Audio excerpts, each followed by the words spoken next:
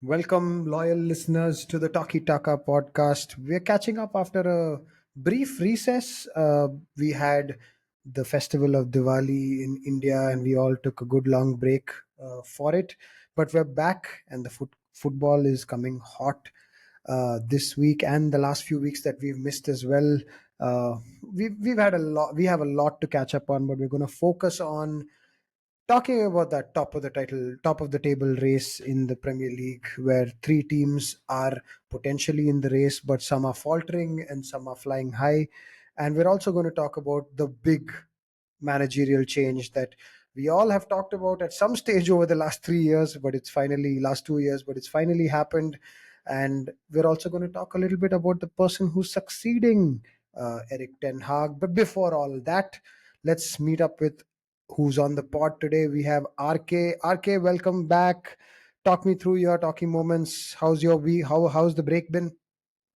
Hey, welcome back, everyone. It's been quite a long break.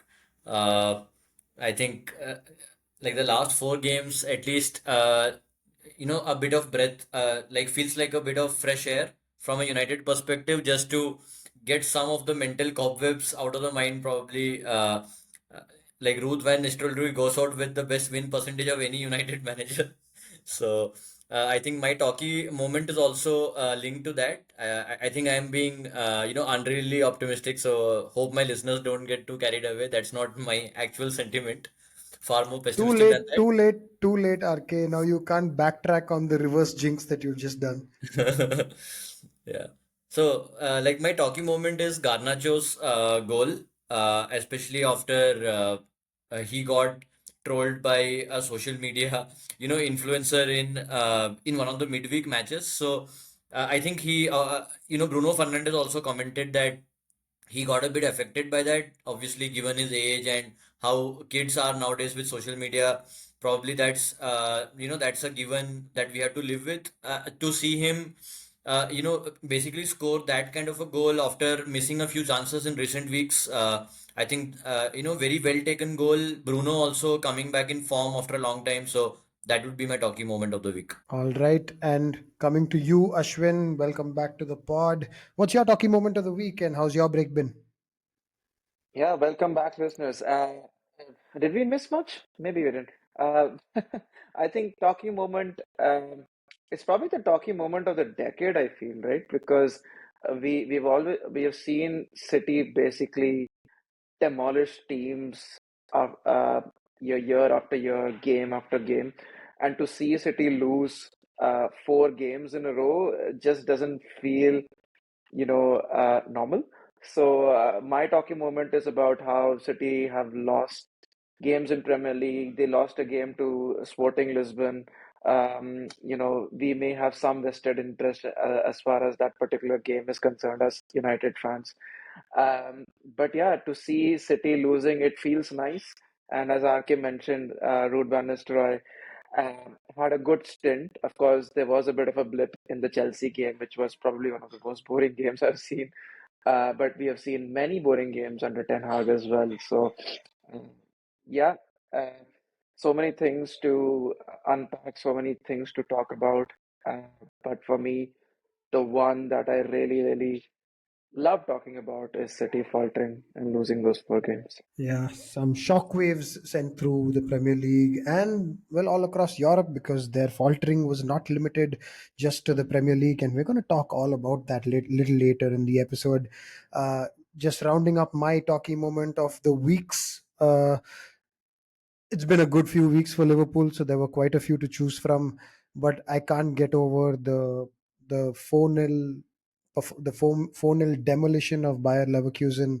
Bayer Leverkusen, who were flying high so very recently and unbeaten all across the season, except for the final day of the season where they lost in the Europa League final. Champions of Germany. We all know what a good side they are, and they've not had the best start to the Bundesliga season, but they've not looked too bad either. And we all know what Xabi Alonso and his team can do. So, with all that said, just coming undone in the second half with Anfield flying high and the crowd on top of it and goals flying in and looking like they aren't able to lay a glove on Liverpool all through that second half. That's a it was one of the real highs that I've had in the Arne Slot era so far. There have been some positives all through the season, and we've talked about some of them in the episodes in the past. But we just needed this period of tough matches to actually have a really significant moment. And I think the Bayer Leverkusen game, where we looked so much better than they did in the second half, that was a real talking moment for me for this week, for the last few weeks, and also for the season. So that's and we're going to talk a little bit more about Liverpool, Arsenal, and Man City, so we can get right into that, boys. So Ashwin, you already talked about Man City, so maybe we should start there. 4 losses in a row. They're looking like they're playing a new centre back who's a kid. It's prompting some people to say that they have problems with injuries in their squad, but they had Akanji and Ake on the bench, and they still decided to start this young kid who's played just 2 games for them. There's a lot going wrong without Rodri. Haaland has been blowing hot and cold suddenly after starting the season so hot. They look like they're conceding chances. They've been outplayed by Brighton and Bournemouth consecutively. It's not just luck. They're actually being beaten fair and square. And sorry, I forgot to mention Sporting Lisbon, of course. So what's happening? And what is your one of your favorite managers and one of the best managers of all time? Is he in trouble? Radha very, Radha very diplomatically not naming the kid. Yeah, so I wouldn't obviously focus on one particular uh, defender or like uh, how he has been playing or not playing. I think even the first 10, 11 games that we have had, right? We have definitely seen City not being to the levels that they have been over the past many seasons. They are definitely not controlling the game to the same extent as possible. And one thing that I've definitely noticed is that uh, teams have kind of figured out when to attack City. So whether that's a counter-attacking style that actually Ten Hag used it quite a few times against City as well, and I think teams have done that to very good extent. Case in point being the Sporting Lisbon game. I know that's not the Premier League game, but Amorim used that to very good extent. City dominated that game. So let's be honest about that. They're still creating the chances. They were not finishing those chances. But the main thing is that when they concede those chances, it actually leads to a goal. That's what happened with Brighton. That's what happened with Sporting Lisbon. And the game before that, I'm forgetting the opponent that they played there. Rodri is definitely a miss. I think rather you mentioned a few months back that now that Rodri is out injured, that really gives Arsenal this chance to go at it at the title. Of course, Arsenal are not doing anything with that, but Rodri is definitely a miss. Foden hasn't started well. Bernardo Silva, I don't know if he is aged or he's definitely not firing in all cylinders. Grealish has been missing. De Bruyne has been missing. And one of the most important stats that read the other day that Haaland has actually scored like 55% of their goals, and usually, even though Haaland scores so many goals, their goals are spread across the team. So it's not like other people have been contributing for the goals that they really need. So yeah, City definitely faltering, but if there is one manager who can actually pull them back from this slump, we know that's Pep. So I'm not writing them off yet.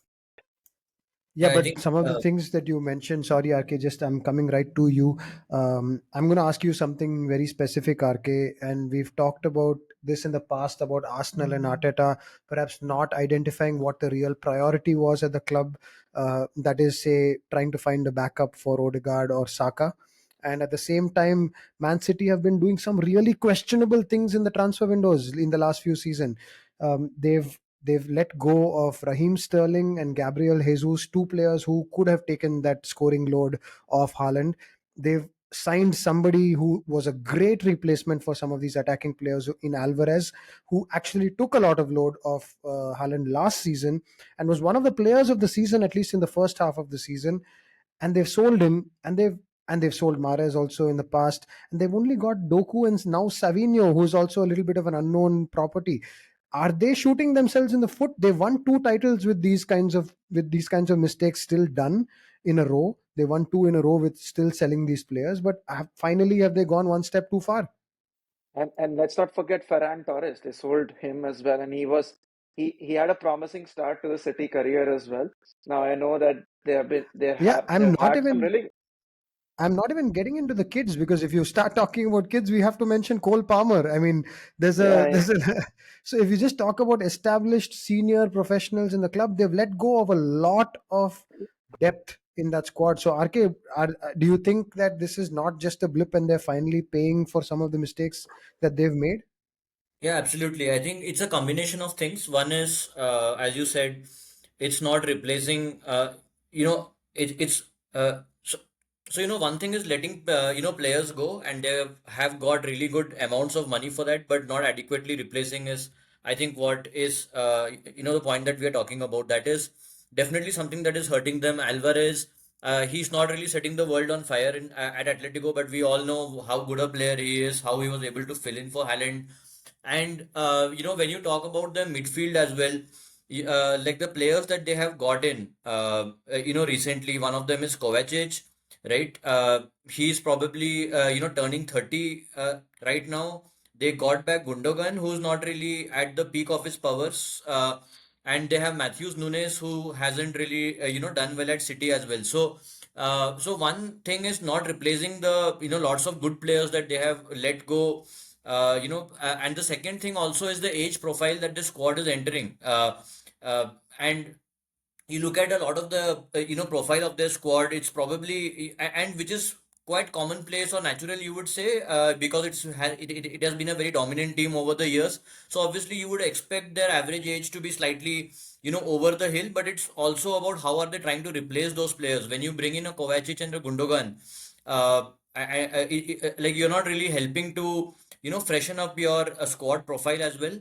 And the third thing obviously is, you look at the defending. Like we have talked about it multiple times. We talked about it 2 years back, but they kind of arrested it in January. They always had this problem, especially in the first half of the season, dealing with counters, and how sometimes the rest defense is.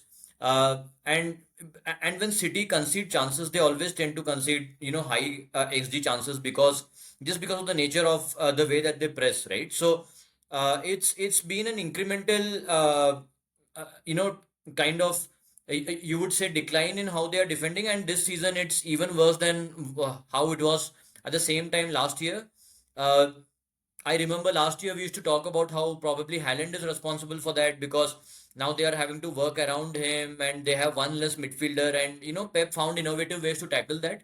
It remains to be seen whether this is structural, but I think it's much harder for Pep to control it this time, because it's as you rightly said, combination of factors, right? It's people leaving not replaced, it's like an aging squad, and it's existing defensive problems. So it's not going to be easy for Pep to turn this around. But I agree. I'm always looking forward to Jan Feb, and you always have that reflex in the back of your mind that, okay, City are going to come at that time of the year. But I mean, here's a little bit of a shocking stat. In After 11 games, Manchester City are seventh in the league when it comes to XG against, when XG conceded. We've never seen a Man City team under Pep Guardiola rate so poorly. They've always been one or two or three behind, like competing with the likes of Arsenal and Liverpool in the past. And right now they're behind the likes of Fulham, Forest, even Spurs. uh, so Man City are actually in proper mid-table territory when it comes to conceding chances.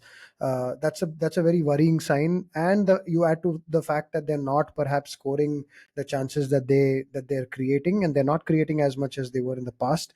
Maybe there is something to worry about, but like you said, a lot of bravery it takes to write off Man City.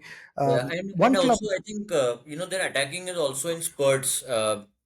Like you guys mentioned that they're getting a lot of chances, but it's not really over 90 minutes. Even against Sporting, Ashwin, if I remember correctly, it was more of the first 35 minutes. Against Bournemouth, it was once they were probably 2-0 down, suddenly got a goal back, and then they pounded the Bournemouth goal at the end of that game. of course it wasn't enough.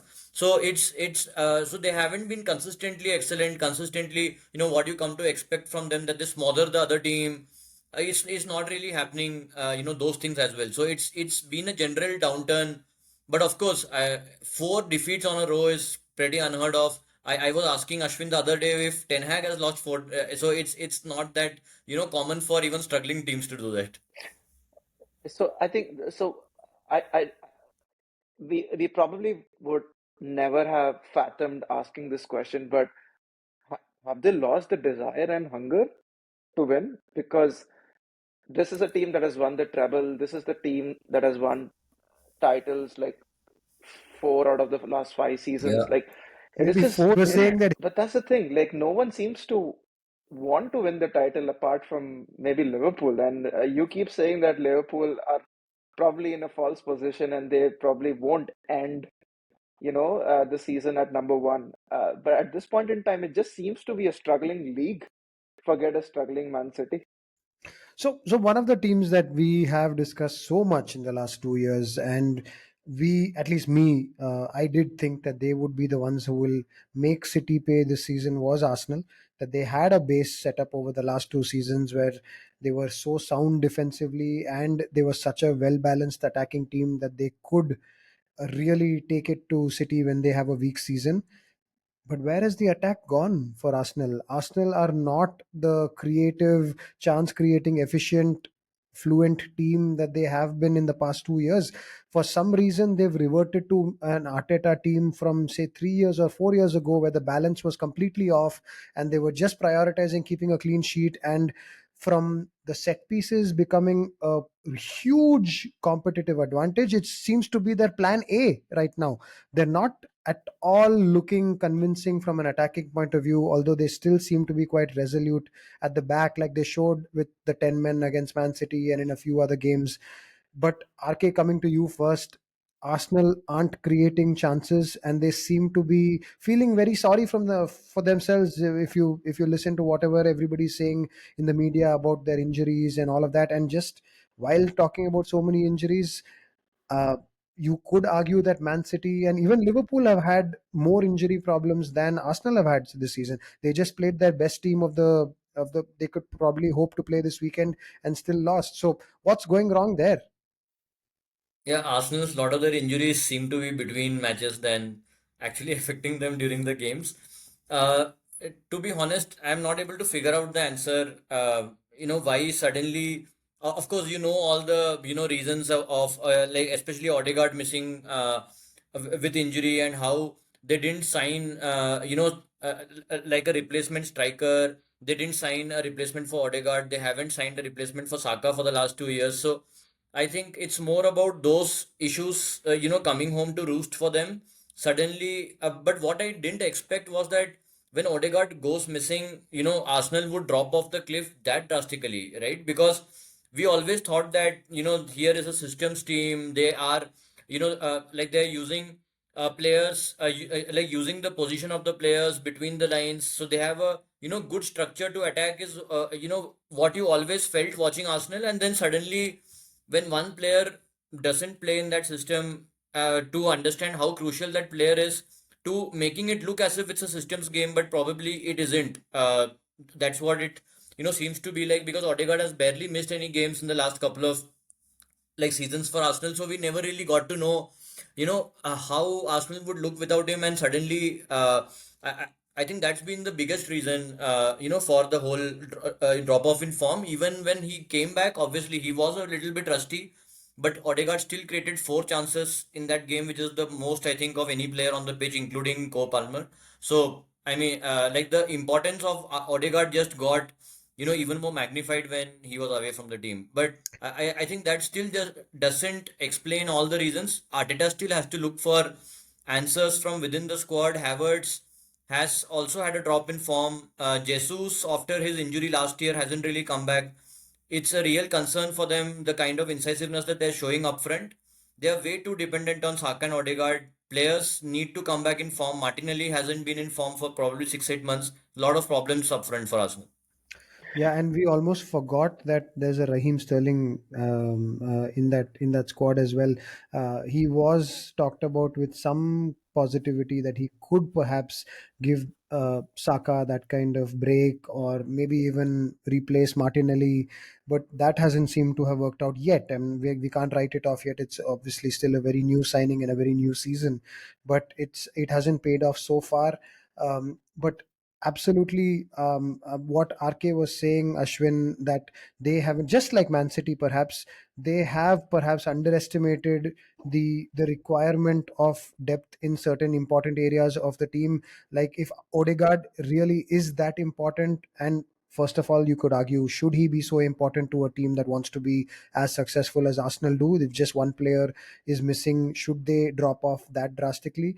But say that he is, then it's a real mess up that they don't have a replacement, and they actually let Fabio Vieira step away from the club as well. And even Emil Smith Rowe, I understand that he's not at the level of these players, but they had players. In fact, there was one stage where they had only number 10s, and they had so many number 10s, and now it feels like they can't find one to save a life. So, w- And what do you think is in store for Arsenal over the rest of the season? right, and also before Ashwin comes in, right?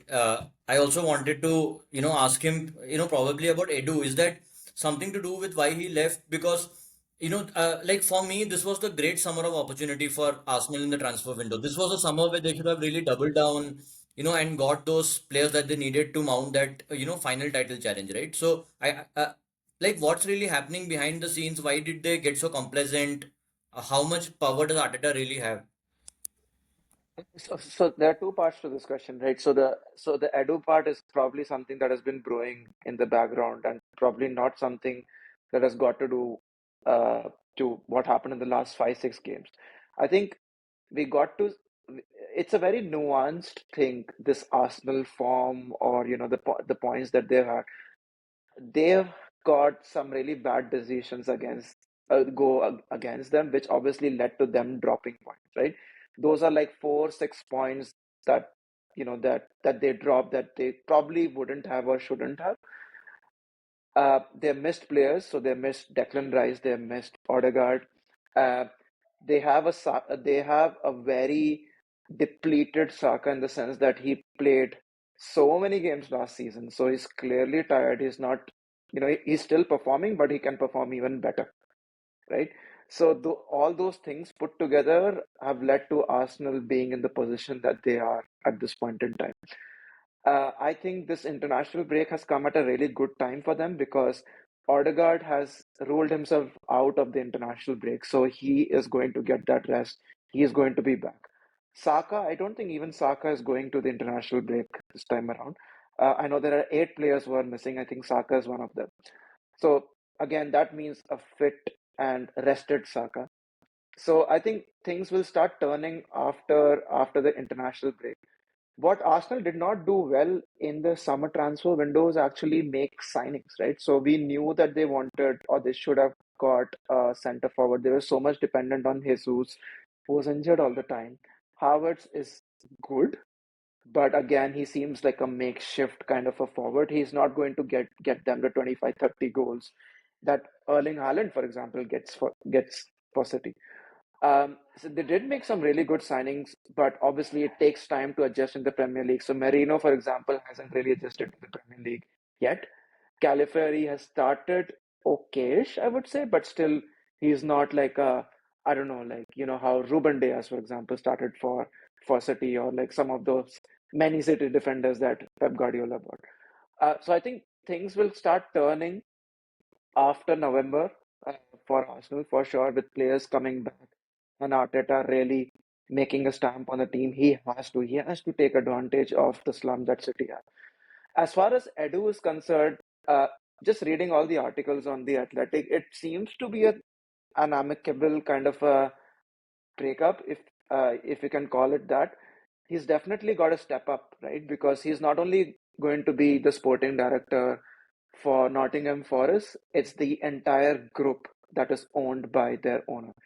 So, as you know, Forest is a consortium, so this is a step up for him. I think Arteta and Edu have have a very amicable relationship in general. So I don't think that has really got to do anything with this loss of form at all. But yeah, we'll see. The new guys will probably have to make some signing in the January transfer window as well, which is not the easiest thing to do, right? So I think everything is up in the air as far as that is concerned. Right, coming to the third team in this race, currently at the top of the table, Liverpool. I don't think anybody would have expected Liverpool to be at 5 points clear of Man City. Is it 9 points clear of Arsenal at this stage? Arsenal and Chelsea at this stage of the season. I think the last time we took stock of where Liverpool was is like everything's going well, and we think just staying in and around Man City and Arsenal as long as they can during the season will be a very good job. And a top four is definitely, or top three is definitely the kind of targeting that they should have for the season. But with this dramatic drop off of Man City and Arsenal, RK, what do you make of the start Liverpool have had? Where are the weaknesses there? Where are they going to find it difficult? Are they going to continue this run? Yeah, you talked about the third team in the title race. I think right now it's the only team in the title race, Radha. So, uh, so that's how Just good just Arne remember Slot just is. remember just remember the jinx gods. Remember what you said in the beginning of the episode as well. Just keep that in mind. Yeah, but I have started to look at Liverpool in a slightly different way than what I was probably looking at the performances maybe 3 or 4 weeks back when we did the last pod, right? At that point in time, I think Liverpool were just entering the tough patch, and we were all waiting to see. It's been a great start, but how, what are they going to do against when they play the all these tough fixtures in the Champions League? How are they going to tackle the likes of like away games? I think it was to Brighton, or all the other fixtures that they have had, Villa, etc., right? And they have come through it. It's not that they have been on the lucky side of the draw every single time, or they have kind of been more clinical than their XG suggests. It's not been like that at all. It's been pretty convincing victories over the 90 minutes. So, like, by that I mean that there might be 40-45 minutes where they're not that great, but that's where I started to look at them a bit differently. Initially, I used to think that, okay, Liverpool are struggling for rhythm, and why are they not, you know, going like roughshod over the opponent, which we know that they can do, and then they suddenly turn it on for 20-30 minutes. So we used to think that, okay, Liverpool are not doing great, but I think that was more of a comparison to probably how they were against Klopp and what we had come to expect than anything to do with actually how badly they were playing. I think it just kind of goes to show what Slot has been trying to build, and what is more important for him. The phases where we see them kind of stay compact, stay solid. It's more to do with, I think, how he wants to put control on the match. It's not necessarily. I don't think he wants a match where the where Liverpool are pressing very high all the time, right? And probably getting tired. I think he's happy to have those 30-35 minutes of dominance where they do really well, and the other other times it's more about managing the game, managing the tempo. I think probably that's how we should look at it, and when you look at it from that prism, it starts to look a lot more convincing and starts to explain why they are conceding so few goals. I, for one, the player which I am most impressed with is Konate. I think that backline and Trent Alexander-Arnold, I didn't expect him to be, defending so well as he did in a few games. So, I mean, the solidity and control which Arne Slot has given to Liverpool is probably the main thing that has come out of this. RK, What do you say, Radha? it doesn't matter because you have refs, giving all decisions against Liverpool and not thinking highly of any Liverpool managers at all, right? So, what do you think about that, Radha? Yeah, I think okay, I'm just going to briefly talk about, I think that deserves an entire episode on its own with how much we've talked about refereeing in the last one season. My only I think I told you guys what I thought when this stuff happened as well. I don't think it was that significant from a bias or a wrongdoing point of view. I thought it was just a guy who was drunk or high and was saying things that perhaps didn't have any it was just what you say with your friends during a drinks session, right? Like, I don't think that actually means anything untoward happened from a refereeing point of view. But that being said, it is a position where even the mere notion, even the mere discussion of impropriety is enough to disqualify someone from being a referee. So I think he needs to go. I, for one, can't get into the entire rabbit hole of, are referees corrupt? Do they feel like there's something wrong going against this club? Do they have preferences of clubs? Because if I start thinking about that, then I can't enjoy a single weekend of football that's there, and we'll just be talking about conspiracy theories all the time. So I would still like to believe that these are professionals who, regardless of where they're from and what clubs they may or may not support, they still do their job with some professionalism and integrity. And the reason why they suck so bad is just that they're a little incompetent, and it's not because of bias. That's what I'd like to believe. But coming to what RK was saying, right? I think RK, the 2 points I wanted to talk about, you brought up. I think one thing is very clear. I think Liverpool have the best centre back duo right now in the league, potentially one of the best centre back duos in all across Europe. Virgil, we all know Virgil van Dijk is one of the best defenders in the world. And what typically has happened in the past is when Virgil van Dijk plays, the attacking striker or the attacking wingers line themselves up next to Matip or Joe Gomez. And what they're finding now is that Ibu Konate may be slightly tougher to play against than Virgil at this moment in time. Am I saying that he's a better defender than Virgil? No, I'm not.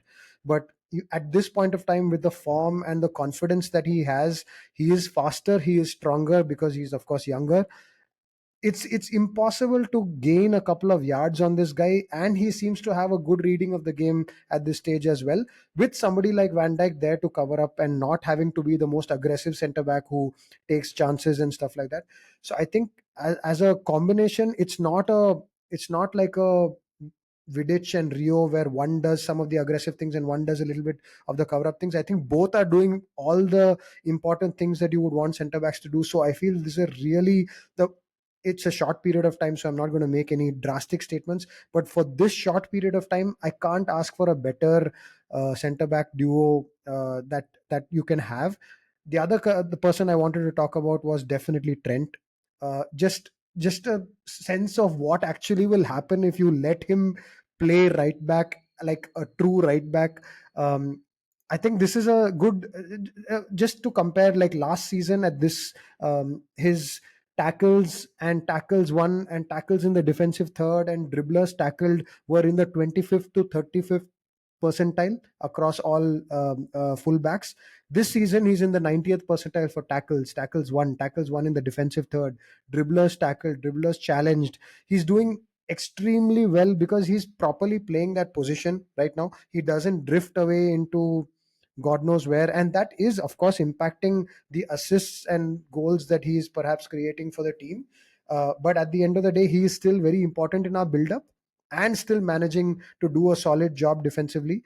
I'm not going to say that he's one of the top defensive right backs in the world. I think he's just showing that he can do a decent job, and that's making a big difference as well. In fact, it looks at this stage that Robertson might be the weak link in our back four, which is not something that we would have said in the past 3 years. The only other thing that I want to say about what's going well for Slot and Liverpool is that we have seen, apart from the system and the safety that we seem to feel, and the control that we saw against Villa and Leverkusen, which are really nice to see for a fan. I think we're seeing players actually do better. Existing players who are at the club actually delivering better than they were in the past. I think Gravenberg is a great example of that. Curtis Jones is another great example of that. Suddenly, we are seeing instances of coaching helping very talented players look like play well. So, and I'm even seeing that about Darwin Nunes. It's not that he will suddenly start scoring chances, but his link up play and everything is looking a lot better than it has in his career so far. So in that sense, a lot of positive signs. Like Ashwin mentioned a while ago, I don't know whether we will stay where we are. It is still a new season, it is still a new manager, and you don't know what to expect, and you don't know where the drop off will suddenly come. It has been one of the toughest rounds of fixtures I can think of. It's been tough game after tough game all through in the last, say, 4 weeks. So kudos to Arne Slot and kudos to the Liverpool team for doing so well. They still have 11 straight games, 3 days each, of a gap coming up. So let's see where they are at the end of that. If at the end of the next 11 games Liverpool still are where they are, I think we should be talking about definitely Liverpool being the favorites for the title. I don't think I'm quite there yet because I just don't know what to expect from a new manager and a new setup. All right, just before we wrap up this episode, we can't leave without talking about the big piece of news. And you guys, I know we've talked so much about some of the problems that we've had with Ten Hag's tactics and the team's performances and players not playing for the manager, but Ineos finally bit the bullet and sacked Ten Hag, and from what I can see, acted really decisively in signing a replacement. One of the hot managers out there in the market, who's I think a perfect way to announce his arrival to Manchester United was destroying Man City in the Champions League. So, first of all, Ashwin, let's come to you. What do you make of the Ten Hag sacking? Is Manchester United on the mend? Is this the right direction? Are we is there positivity to look forward to? Well, I'm not going to say this if there is positivity to look forward to because this feels like rinse and repeat almost. We as United fans have seen this a lot over the last 10 years with Van Gaal and Mourinho, and Ole to a certain extent. But I think Eric Ten Hag getting sacked was inevitable, especially with the start that we had. We were what 14th in the league. That's not a position that you associate Man United with. The worst start to the Premier League season ever. And he beat his own record from last season, which was again the worst start to the Premier League season ever. And we have had some really humiliating losses in the Ten Hag era. Um, Even though I feel that he had never really lost the dressing room in the way that other managers did. Jose did it, Ole did it, Van Gaal lost the dressing room. I think there was always this group of players who want still stuck with Ten Hag and played for him. There's obviously going to be rogue players like Rashford and the likes who don't seem to be getting along with any managers. I'm just a bit sad because, when Ten Hag was signed for United, it felt very much like Amorim, right? Like this hot property, has won leagues with, Ajax, has done well in the Champions League, comes with a strong tactician background. So, like, I'm just a bit disappointed that it ended this way. Uh, I'm not going to lie. Season after season one, I thought, United are back and we'll be doing really well. We'll at least be challenging for the title, if not win the title. But yeah, second season was so weird. He just decided to change his tactics altogether. He started talking about becoming the best transition team in the world. He made some really questionable signings, or it was at least afforded some really questionable signings as well. Um, so yeah, I felt that he should have been sacked at the end of the season and not, 10 games or 11 games into the season. And that's where I feel Ineos took the wrong decision. But hopefully it's a decision that they have corrected now in some sense.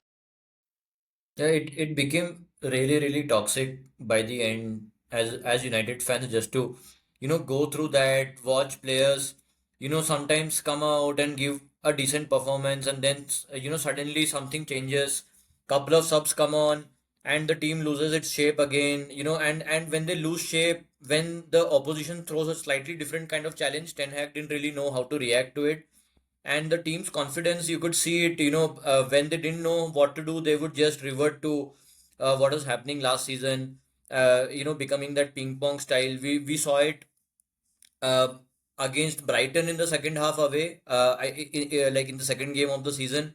We saw it against Liverpool when Casemiro made those mistakes.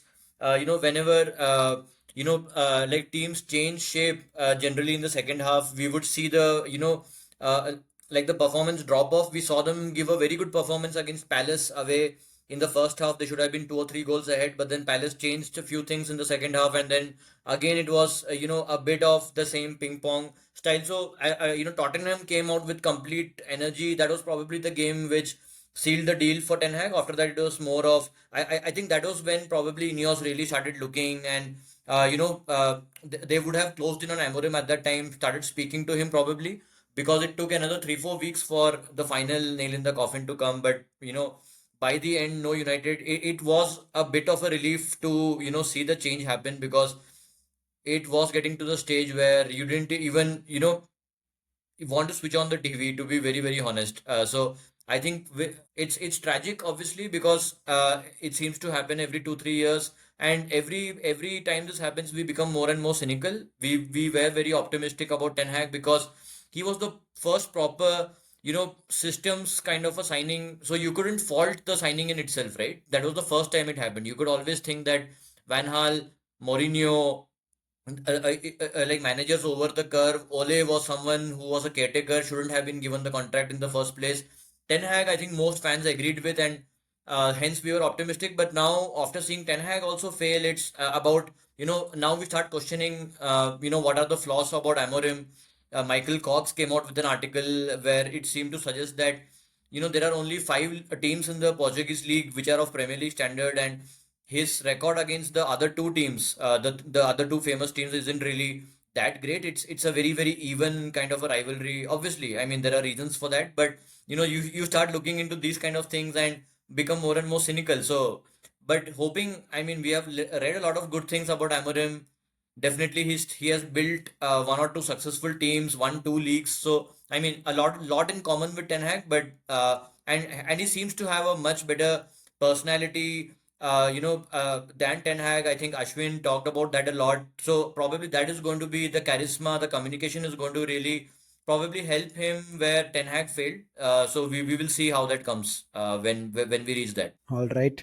So, a farewell, I can't say a fond farewell, but a farewell for Eric Ten Hag, and I think a little bit of optimism and a little bit of doubt. I wouldn't say cynicism yet about what could be for Ruben Amorim. And we'll find out, because when we're back from the international break, Ruben Amorim should be back as well, or not back, should be at Manchester United. And we will see how he fares, and we'll be here talking to you about the first game that Amorim plays. And with a new round of Champions League fixtures, we'll also be talking about where we are in the Champions League next time around. We have an international break this week, so we'll catch up with you once we have football back again. Well, the real football back again. Until then, listeners, take care. See you later.